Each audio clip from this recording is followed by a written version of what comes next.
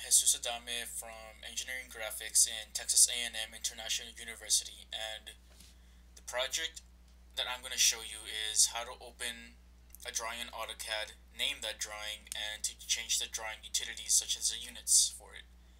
The first thing we have to do is, after you open the program, we go to the top left corner, click on it, and we'll see something called New. In most programs in Windows, you can just type Control N on the keyboard. So we click on it, and we'll be sent to templates. For the purposes of this program, we're going to use the default AutoCAD template, which is selected for you all the time, ACAD. So we're going to open this program.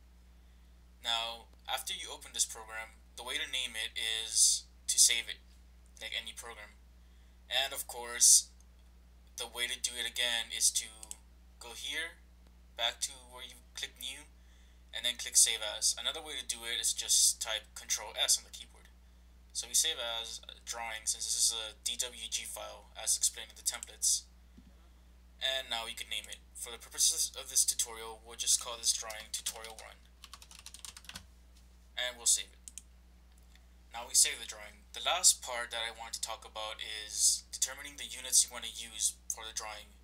This should be done before you even attempt to draw, so that way you could have consistent units throughout, and people who read the drawing will be able to tell what units you're using.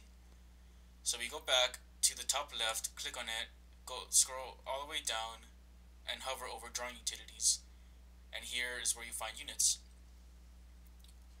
The first units you'll find on the top left of this box is the length.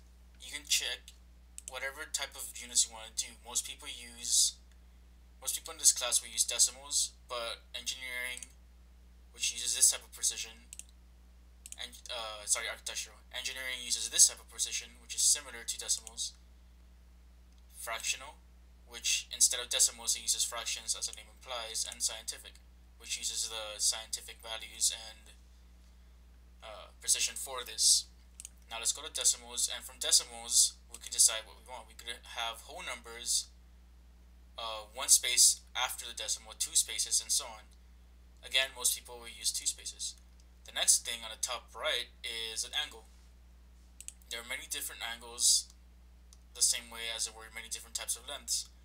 Decimal degrees, degree, minutes, seconds, grads, radians, or survey units, which use north and east directions. Again, we use decimal degrees, and since they're angles, most of the time they're going to be whole numbers, 45 degrees, 60 degrees, 90 degrees, and in default they're going to be using the counterclockwise as reference, but you can change it here by making it clockwise. The last thing you see is the scale.